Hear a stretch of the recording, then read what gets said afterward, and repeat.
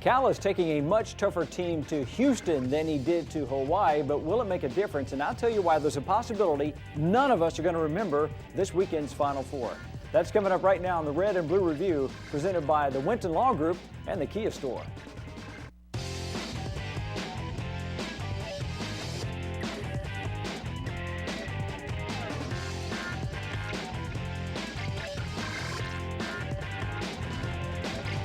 The Red and Blue Review is presented by the Winton Law Group and by the Kia Store and by the Ford Store, the Bachman Auto Group, Home Run Burgers and Fries, Sam Swope, and by SWAT Team Pest Control.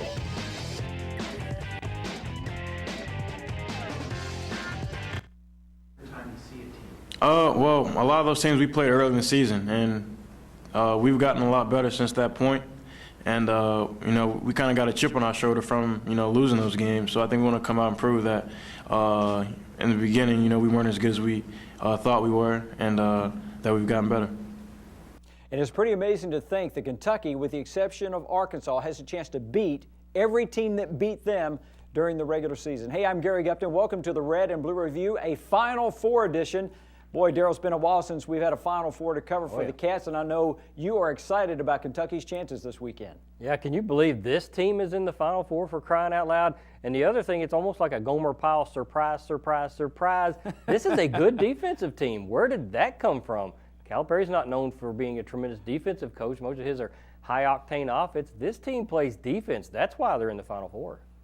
Well, Shazam, here's Howie of the Louisville Sports Report. It's been basketball season not for 2 weeks now. Yeah, we had the women running to the Sweet 16, but that's gone now. So all we've got left is football, which is a lot. I love covering football practice, especially with Charlie Strong involved, and it's been a blast to cover that. I would have still liked to kind of be watching some basketball still, though. One of the things we want to talk about in this segment is both these teams, Kentucky and UConn, have had to overcome not only the competition, but overcome themselves to make it to the Final Four. Kentucky, for an example, Cal says his team began to improve after that road loss at Ole Miss. Listen to these numbers that the vets delivered for Kentucky that night. Harrelson had more fouls than points, 2 versus 3. Miller had more turnovers than points, 4 versus 3. And Liggins had no assists, no offensive boards, no free throws, and a 5-point barrage. How many did they score in the second half?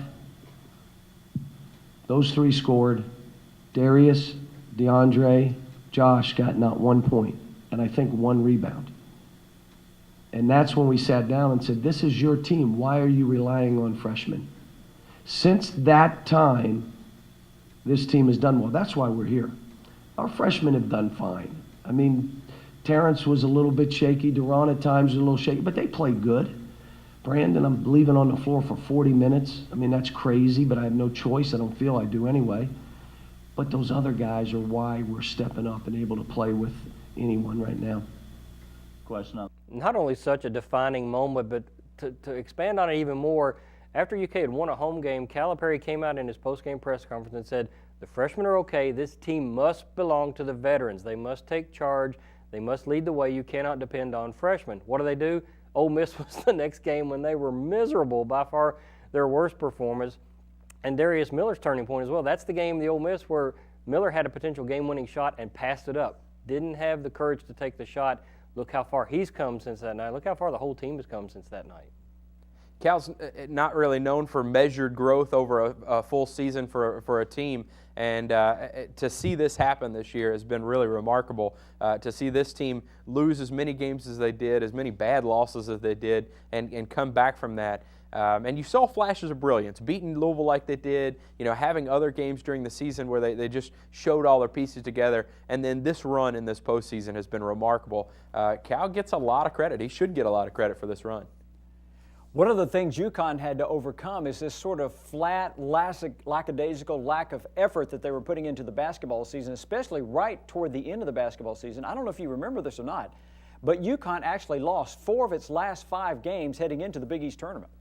One of our problems was energy, and Like sometimes we'll have energy in practice and different stuff we do, and then we wouldn't carry it over to the game. So when we played DePaul, we had a lot of energy, and I know I just try to focus on trying to get my energy up, and from there I didn't know how far we would go or what exactly would happen, but I was just like, let's just play hard, and at the end of the day, I want to look in the mirror and say I played my hardest, whether we win or lose. So I think we just been playing hard and been outworking other teams.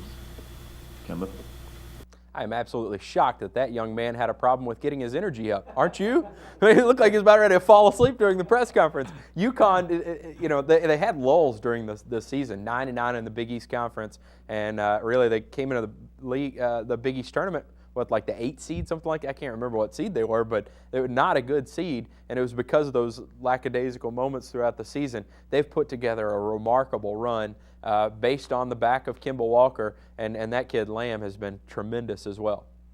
It's one of, if not for Kentucky, I mean, everybody's attention around here is focused on UK, but you got to look to UConn. That's a remarkable story to me. They've had 2 seasons. They came out of the gates blazing in Maui, crushed everybody, including Kentucky. They kind of vanished for a while midway through the year, and unlike UK, they actually got a better seed because of their 5 wins in 5 days episode in the Big East. And had they not done that, they would have had a terrible seed. They probably wouldn't be here now. But so they've taken advantage of what's been handed to them too. One of the other things Kentucky's had to overcome was that terrible record they had in the SEC away from Rupp Arena. But Coach Cal says he, the coach, is part of the reason these Wildcats couldn't win on the road. And they got together, they believed in themselves, and I kept telling them the whole time, Dan, I believe in you. I don't know why you don't believe in yourselves. We lost a lot of close games because of me, not just them now. We were still trying to figure out how to play. This is a brand new team. 3 freshmen and 3 returning players who did not play much. So now all 6 of them together, I was still figuring out how do we play at the end of a game? What can I let them play through? Where do I have to stop the game? Who needs to be in at what times? So it was as much me as them. Huge learning process for Calipari this year because his teams are usually so loaded with raw talent that he doesn't have to call timeouts at the end of the game. He doesn't want to call timeouts at the end of the game. He prefers, this is what we practice. Let the guys go do what we practice. Well, this team needed help. There are a lot of those road games where this team, all deer in the headlights looking, what are we supposed to do here, Coach? And one time he did call timeout, other times he didn't. Ended up with a lot of bad looks at the end of a lot of close games, and he finally figured out they're going to need more help than most of my teams do, especially down the stretch. I've been extremely impressed with the last 2 games for them, beating Ohio State, beating North Carolina like they did, and really Josh Harrelson stepping to the forefront. Those guys, their passing, their defense, they played extremely good basketball, probably their best basketball of the season these last 2 games. So what turned it around for Kentucky and UConn? UConn's big center says what turned it around for the Huskies was a grueling 2.5-hour practice right before the start of the Big East tournament. To be honest, I didn't know what to expect after losing 4 out of 5. Everybody's confidence was down, but we had 2 great practices before we went off to the Big East tournament. And Coach Conley said, "I'm not going to quit on you guys. I'm not going to let you quit." And that's when we just got after it. And I think that really just changed everything. And from the Big East tournament, we just been playing our hearts out from DePaul to now, and it's just been working for us, and we've been able to win. This UConn team actually reminds me of more of a Michigan State model. Very good rebounding, very good big man play, and very good defense with one really quality guard. I mean, that's kind of what that Michigan State team did a while back, and that's actually what this UConn team did. They've kind of got the formula, and they're going to be a tough out. I mean, they're going to defend you. They're going to rebound extremely well. They've got a ton of talent on that team. Had a lot of top-ranked recruiting classes, so they're no chumps. They're going to be a difficult out. Yeah, it's funny though. They were chumps at the beginning of the year. Nobody had them anywhere in preseason Big East predictions. They weren't even supposed to be a blip on the radar. But it's fascinating to watch in this game how different coaches do different things. UConn got ready for postseason with a 2.5-hour practice where they just really went at it. Cal's down to an hour practice by this day. He curtails it. They work on it for an hour, very quick, in and out. He's trying to save their legs, and that's just the way he does it every year. It's just interesting to watch how different coaches do it different ways. What turned around Kentucky is they finally became what they were not. They became a tough basketball team during the most crucial part of the year. But what toughened us up was going on the road and losing. And it meant something to these players. They didn't want to lose. Part of what happened was me trying to figure out this team. They're looking at me saying, you got to give us a little bit more. It's a 1-point game with 30 seconds to go. Help us. And so as much as we needed to make a shot or make a play, it was me coming up with schemes and things that would make them more comfortable on the floor. And to be honest, we've been together 6 months. You got freshmen who are playing with 3 vets who weren't the guys a year ago. It's a new team. So I was trying to figure these guys out. But I think, Larry, losing those games, I think we lost 6 games on the road by 11 points. And, people were writing us off. They may not even make the NCAA tournament. I'm like, what are you talking about? I got a heck of a team. So. Not only did they not like losing, let's be honest, they didn't know how to deal with losing. The veterans who never played were on a team that was 35-3. Freshmen coming in, they were the hot shot in high school, the big man on campus. They weren't used to losing. They didn't know how to handle it. And when you look back at early film, wow, this team was so selfish early on. Everybody was going to make the game-winning play regardless of whether it was inside the framework of the system or not. And to see the transformation is pretty remarkable. I think that leadership happens from Brandon Knight. I thought he's become a steadier player. I think they've taken on more of his personality, more of Josh Harrelson's personality. I am sure glad that they didn't take on Liggins and Lamb's personality. A little bit of Liggins. They've got a little bit of that edge to him. But I think Brandon Knight should be commended for his maturity throughout the season, for his ability. You see him talking to his players on the court. I really think that his personality and Harrelson's personality have ruled this team. Well, you've heard from us, you've heard from the coaches and the players. Now our opportunity to hear from you as we go to the UK message board. And DB, this guy's got a point about cutting down the nets. This poster says, what happened to the tradition of only cutting down nets for NCAA titles? Hey, it showed that we were the kings of college basketball. Yeah, and that's the way it was in '96 and again in '98. They would just look at the nets and say, no, thank you, and put the ladders back up. Personally, I thought that was a really dumb thing to do. If you win at a regional and you're headed to the Final Four, you better cut the nets down. You better take advantage of every win that you have along the way and, enjoy the moment you're in, take full advantage of it, regroup, and get ready for the next one. I never liked that approach they always had of leaving the nets hanging until the championship. I completely agree. You've got to cut the nets down every chance you get. Also, it's the 2000s now, so the net cutting ceremony is sponsored by the ladder company. So it's required by CBS. You got to get up there. We're not cutting the nets down. Yeah, you are, kid. Get up there on that ladder. There's money behind everything. Let's check out the Louisville message board. What a quandary for Louisville fans. Who do they pull for coming up this weekend? This poster says, Howie, this is a hard choice. This is definitely determining the lesser of two evils, but I will be rooting for UConn. Can you imagine Butler or VCU beating Kentucky in the national championship game? I can't.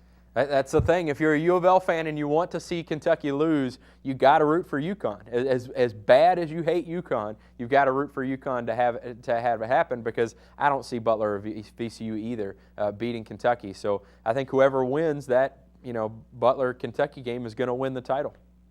And nobody thought Butler had a chance to beat Duke last year, and they almost did.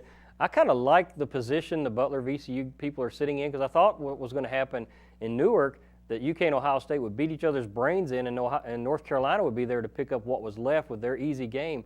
Well, UK and UConn are going to go at it big time, and whoever prevails out of the other game, the JV game is what it looks like, might be in pretty good shape in that final, so be very careful there. And I think that's exactly what happened to Kentucky in '97. If you'll remember, Kentucky had that brutal game against Minnesota in the semifinals. They didn't have enough left for Arizona, even though they went into the overtime. Well, we all get mulligans in golf. Kentucky's getting one in basketball. We'll talk about that when we come back, but as we head to the break, Howie, please tell us how to get a subscription to the Louisville Sports Report. Thank you, Mr. Gupton. The best way to get a subscription to our magazine is 502-636-4330. We've got a ton of information in this week's magazine. Football's in full swing. We've got the quarterback story. We've got softball. We've got baseball. We've got recruiting. We've got women's basketball recruiting. Louisville just landed a Kentucky Miss basketball. There's a ton in this week's issue. 502-636-4330.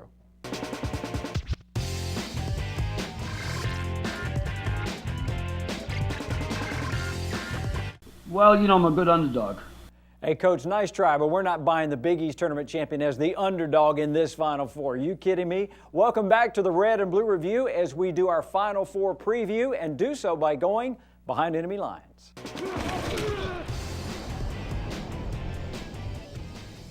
The star power of this Final Four clearly belongs to Kemba Walker, and the question for Kentucky is, do you just let him score everything and stop everybody else? Because UConn's junior guard is averaging over 24 points a game during the Huskies' NCAA tournament march. The first time, he didn't really miss against us.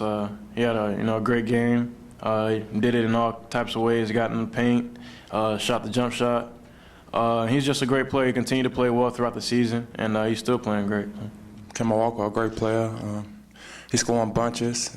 I'm just going to do a better job on him this time. He's going to score points, but I'm going to try to make him work for everything he put up. He's tough. He's real tough. It's hard to guard his shots. He's very crafty with the ball. He got a great crossover. My job is to just make it hard for him and contain all the shots. He has a lethal crossover, as we've seen many times during this tournament. And it's kind of the old argument of Kemba Walker can score 40 just as long as you score 41. I think DeAndre's method is here. He knows he's going to score some on him. Just make sure Kemba Walker doesn't make the other 4 players on the floor better. Go ahead. If he gets his shots, okay, but don't let him penetrate and kick off to other people. Don't let him make everybody else better. Make it a one-man show for UConn. DB, crunching the numbers between Kentucky and UConn, I came up with 4 versus 2. Kentucky's got 4 players averaging double figures. UConn has only 2. What do we make about this? It's a much more balanced attack, clearly, for Kentucky and more weapons.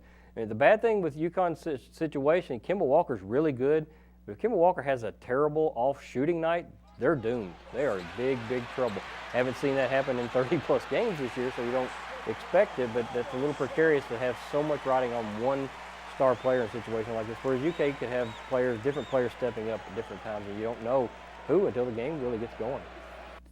The chest bump moment for this team, not just that trip to the Final Four for UConn, but knocking out Kentucky in the championship game out in Maui, blowing them out, in fact. This is turning into a march of redemption for the Cats. During the regular season, the Cats lost to North Carolina, Florida, Bama, and Ole Miss. The Cats have beaten all 4 of those teams here in the past couple of weeks. Up next, that same UConn program that swamped them by 17. We were a young team then and not very mature, and guys didn't come ready to play. And UConn was ready. They took it straight to us. And I think we underestimated them and just came out and didn't play hard. First game, there's a lot of people that didn't show up against them. And a lot of people, I think we were playing pretty selfish the first game, didn't really share the ball as a team. And we've been playing really good as a team lately. And both teams have really progressed since then. UConn's, their players are playing great, and our players are playing great now. So it's gonna be another tough test to come out and compete against them. Yeah, both these teams are so different, but UK is profoundly different. I was there that night in Maui, and it was over within the first 3 or 4 minutes. UK had no clue what to do. And what we saw is the UK team that was into maybe its 4th or 5th game had no idea who the leader was, and they just panicked. They just started, okay, I'll have to do it myself because things aren't working. The game is slipping away, and you saw a lot of panic early, and they just got hammered and had to deal with it.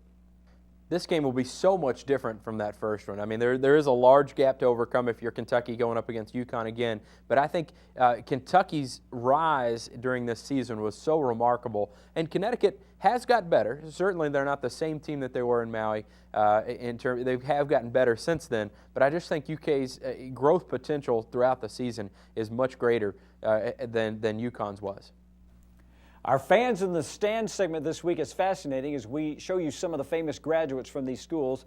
For Butler, it's Jim Jones, the founder of the People's Temple in Guyana. VCU has Hunter Patch Adams. There was a movie made about him. And guys, I'm really concerned about UConn's Ron Mallett. He's a professor researching time travel. So think about it. If Kentucky beats UConn this weekend, Darryl, Mallett can come back in the future and eradicate this entire weekend. We wouldn't even remember it. He could change the future. I'm sitting here saying somebody's on payroll to study time travel. Are you kidding me? Makes you proud to be a taxpayer in UConn, that's for sure, in Connecticut. It's quite a list you put together there of very unique graduates. I don't know that any of them will make the trip, but who knows? Who knows who you will see in the stands after having Jay-Z in Newark. Well, as we talk about our difference maker this week for the University of Kentucky in this big game, Darryl says it is going to be DeAndre Liggins. As a freshman, he once famously refused to go on the court for Billy Gillispie. Now for Cal, he seldom leaves the court. He's come so far as a player, trusting people, trusting his coaches. This kid works. He's in the gym. Brandon works. He works just as hard as Brandon does. You know, he's overcome a lot of stuff. And for me, in this profession, you know, I said this before, there are guys born on third base, and then there are guys born outside the arena that got to try to get in the arena, to get up to bat, to get to first base, to try to go to third base. And DeAndre's overcome a lot, and you look at him right now. He defends, he's unselfish, he makes plays, his skills are improved. You know, he and Josh, all these guys, I mean, but especially him, I'm really proud, and I'm on him now. I mean, I'm on him to do the right things, and if he screws up, he knows I'm going to be there, but, you know, he performs. He's not afraid. He's making plays. DeAndre Liggins' improvement is so profound, he's made people forget about that freshman year in Vegas when he refused to go back in for Coach Billy Gillispie. That's how much he has improved. Well, all of us did poorly bracketing out this NCAA tournament, but one of us failed to pick even one team in the Final Four. See if you can guess who when we come back on the Red and Blue Review. But as we head to the break, Darryl, tell us how to get a subscription to the Cat's Paws. I appreciate it, sir. It's 800-641-3302. The website is the easiest way to do it, shopcatspaws.com. And also a little plug for our website. Ton of stuff coming from Houston this week. Don't go to your bookmarks. Simply type in catspaws.com.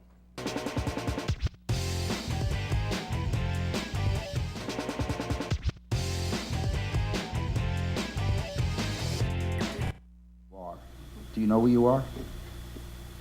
You mean, like, what do you mean?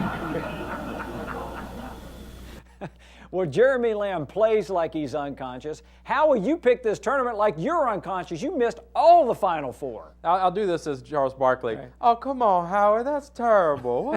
What do you think of picking all those Big East teams? Yeah, well, we bought that Kansas thing. Who would have thought VCU would have made it? Congratulations. Darryl and I at least got two of them right. But, D, since you're the best at picking these, you destroyed Howie and me again. We all believe Kentucky's going to win national championship number 8 this week in Houston. Tell me why they get it done. Defense, defense, defense again. The final I have here is 71-62. It's going to be lower than that UConn. Keep the score down, play defense, and dictate the tempo, and they're going to win it. And we will react to Kentucky winning or losing the national title next weekend on the Red and Blue Review. The Red and Blue Review is presented by the Winton Law Group and by the Kia Store and by the Four Store, the Bachman Auto Group, Home Run Burgers and Fries, Sam Swope, and by SWAT Team Pest Control.